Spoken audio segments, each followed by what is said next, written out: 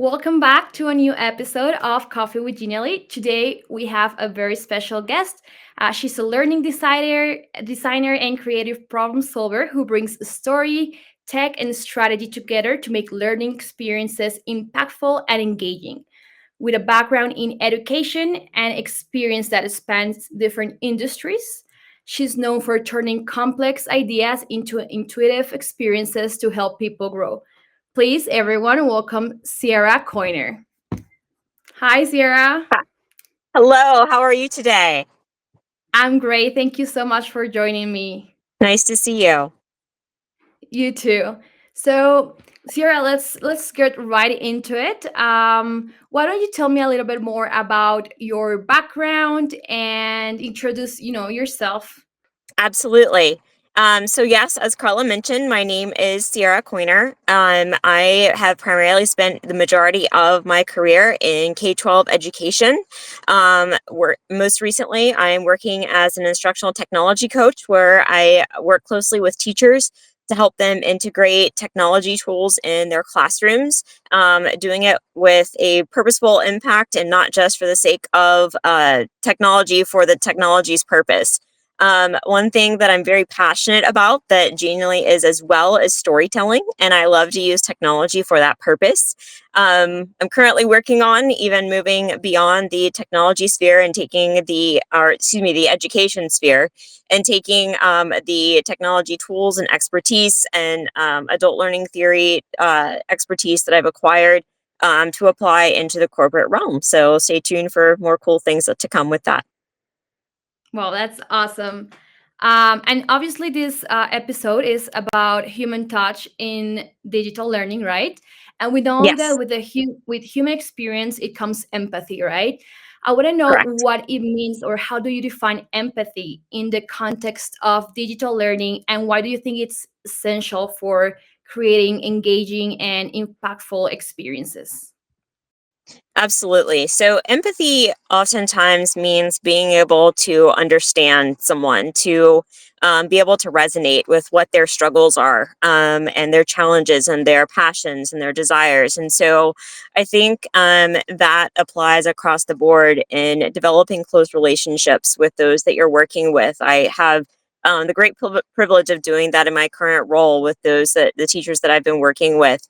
But I think sometimes, one of the big struggles many times with especially like learning experience designers in corporate, I've done a little bit of freelance work with that, is that you don't always know your end learners. And so it's a little bit hard to do that. But I think the best way to overcome that barrier, if you're not able to have a direct relationship or frequent conversation with them, is to be able to design it with relevance in mind. So, knowing the general struggles of your audience, the more specific, the better. But I think designing with relevance top of mind is the best way to integrate empathy.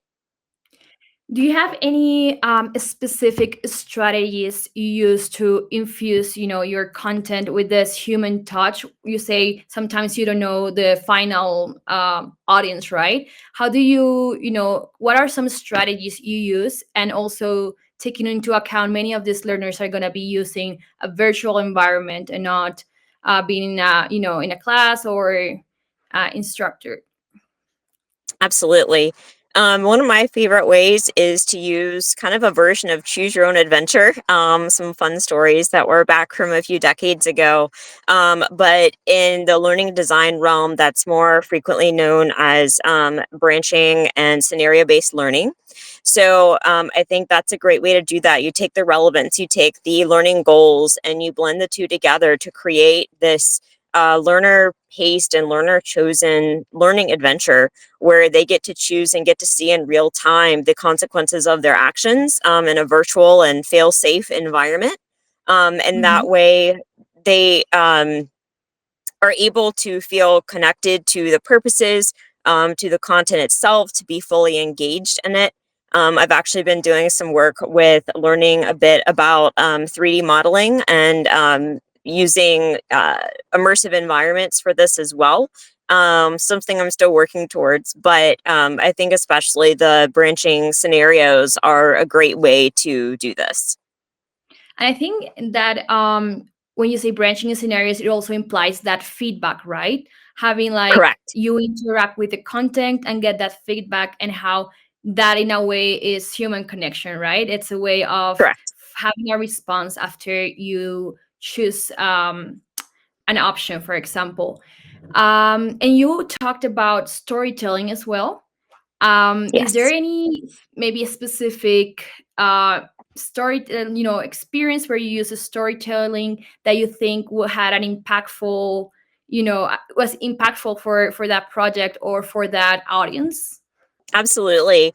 I remember seeing when I first learned about branching scenarios and the scenario based learning, seeing someone who's a more experienced learning designer explain it of, if you're in a store, you're a retailer, and you're someone who works there, and that um, a vase is broken and the person has to make the choices of what you're going to do from there. And I used that as my mindset model for a scenario based learning model adventure that I created for helping employees in a particular company that I was working with be able to learn the correct process for how to place PO orders, which sounds like something simple, but sometimes it's surprising how the simple things are the things that people can struggle with. And so it allowed different choices of what do you do at different steps through the journey. Sometimes you're afraid to admit that you've made a mistake. And so if you don't, and you don't address the fact that, you've made that mistake, what's going to be the final outcome? And so I think that that was it, using the ideas of the main points of a story to design what that branching scenario looks like, is the way that I usually try to put the storytelling in with the scenario based learning.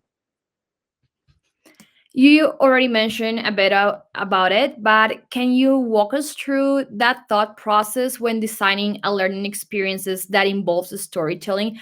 You get the idea, then what do you do after you have that initial project that you have to start? Correct. I'd say my favorite process to use in learning design is going to be the ADDIE process. So you analyze what the needs are. You design and develop a potential solution, you implement, and then you evaluate, which sounds, much more simpler than it is, and it can take a lot longer. But by doing that, you kind of know those goals, the how to make it relevant for your learners. I have specific tools. My favorite has been Twine, to use as the initial blueprint for what that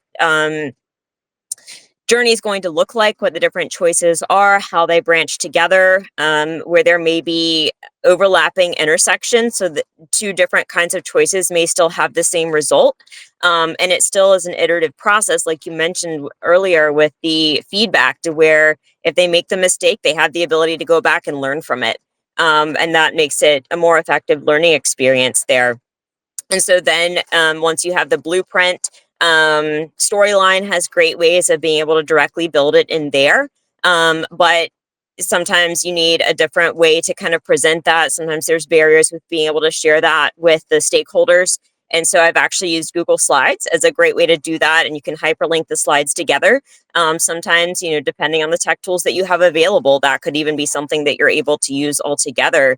And then, starting off with a kind of pilot group. So you can have, maybe it's one learner or a few learners, test it out with them, see how it goes, use that feedback to then refine it, to be able to use it with a broader audience and more long term. And rarely is everything ever finished. There's always room for improvement, but you go with what is the best version that you have that's going to be most impactful, and then make changes over time as needed, to make it most relevant as time goes on.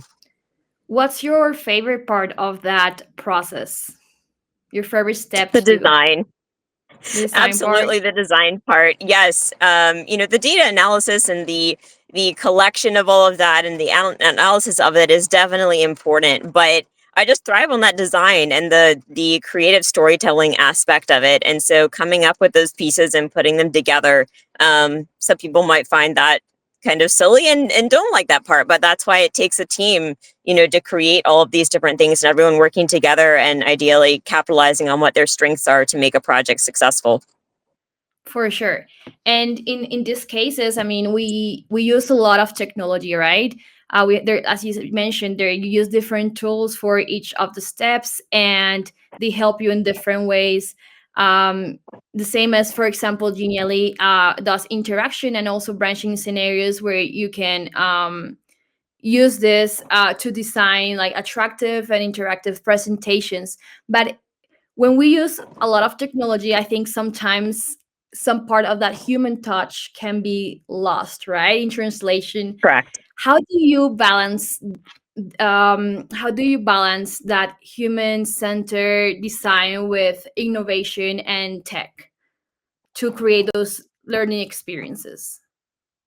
Yeah, I think that's going to circle back to, if you're able to have those direct connections with your learners, maybe, e-learning is great, but one thing that I've become a big fan of is what's called blended learning. So you have a mix of the e-learning, as well as, whether it's virtual or in person, live direct connections with those learners. So it's always good practice to follow up asynchronously or synchronously with those learners, and to ensure full understanding with it, to answer any questions, to develop those relationships and that trusting relationship there with the learners, to cement the learning that has taken place. And I will say, yes, mentioning that the branching scenarios available in Genially, I do find, even though I mentioned Storyline, Genially is a very simple platform for that. And that is one of my favorites to use for designing those kinds of learning experiences. And I think Genially is great for being able to give the feedback. And so whether it's, just the conversation, the person who's implemented it can see on the back end what the results are, time of interaction and all sorts of things like that. I think it's great all around of a tool from both the design and the analytics standpoint for both designers and learners to use for e-learning experiences. Awesome. Now, I mean, we're coming to the end. I want to know, you mentioned your favorite part is designing these experiences, and I want to know what creative techniques you use to transform complex concepts into intuitive, engaging content that fosters growth and connection. You mentioned this in your LinkedIn profile a lot about, transforming big ideas into simple things. What are some creative Yes. techniques that you personally use to make this happen? As an educator, many times I was actually really good about speaking on my feet and creating analogies for my learners to use. My background was in teaching biology, and there's a lot of complicated concepts and terminology there. Barriers in multiple regards with that, and it's very overwhelming. And so I think it's getting down to what is the key information. What are the main points? I think that's one of the benefits of micro learning when you're able to do that, is to take, bits at a time and work with those pieces. And so if you can take using and capitalizing and concentrating on the most important ideas and blending that with analogies and things that your learners are going to be familiar with, then you've got relevance, you've got engagement, you've got the creativity there to make a magical mix that I think is going to be most enjoyable and most effective for your learners. Awesome. Is there any advice that you will give to someone who's just starting in this journey of creating learning experiences that you think you would tell yourself maybe when you were younger? Yeah, well, first off, I didn't even know this career existed when I was younger. I knew the idea of the kind of role that I'm in now. I didn't know it was called. I did not know anything about learning experience design, but I remember even back in college designing a version of a branching scenario and e-learning tool, to be honest. Now, mind you, that was back in early 2000s. I don't think the platform I used even exists anymore. But I found that so much fun. And I wish that I would have known that there was a career that involved all of that. But then circling back to something that I mentioned early on that I work on in my current role, is that tech tools are great, but make sure that you understand the purpose for it. Again, Genially is fantastic in so many different ways, of so many things that it can be used for. But as much as I love designing branching scenarios, maybe at some points you need just a job aid. You need something that's just a simple, one pager that people can interact with. So making sure that you understand the reasoning for what you're doing and that you're being intentional with the tools and the approach and the type of product that's being used for the specific purpose. That's just as important as knowing all the special tools. And again, Genially is one that's fairly easy to use and so many different ways that you can use it that can be impactful with the learners. Definitely, I completely understand. Agree with you. Understanding and being intentional is definitely key. I think in any job or any time that you're trying to communicate something to a group, right? Understanding who you're talking to and being intentional with what you are doing, not just doing stuff or just filling out, filling the canvas, I guess. All right, to wrap up, Absolutely. the last question. I would like to know if you are particularly excited about any new technologies or integrations that you think could help kind of enhance that empathy and storytelling in instructional design. So I know the hot topic these days is AI. Everyone's, talking about it in various ways. And honestly, one of my favorite ways to use AI is to overcome writer's block. So I've got this great idea and I know point A and I know point B, but I struggle with how to get there.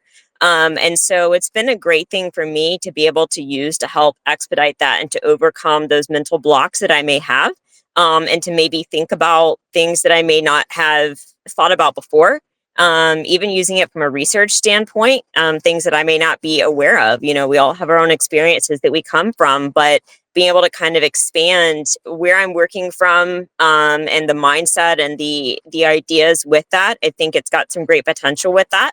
But also at the end of the day, knowing that it's human based behind it. The whole purpose of this conversation, and that you're coming back to that. There can be a lot of dry responses that come out of that, but using it in a way that helps amplify what you're already doing, and still driven by a human from behind the scenes, I think is going to be really cool how all of that pulls together. So that would be my interest in seeing how that progresses. How that evolves. And obviously Yes, it's controversial, right? Because sometimes you never know for some people when too much it's too much, right? Until what correct. point do you decide like, oh, I've been using it too much and this is, no longer has that human touch. But yeah, that definitely is one of the most exciting things. I'm also feeling that are going to change education in many ways. But Absolutely. with this, we can wrap up today's Coffee with Genially. I want to thank you for being here today, for your time. Your experience is, very inspiring, and thank you for telling, for letting me get to know you a little bit better. Thank you so much for having me. Thanks, everyone, and hopefully we'll see each other at the next Coffee with Genially. Have a great rest of your day.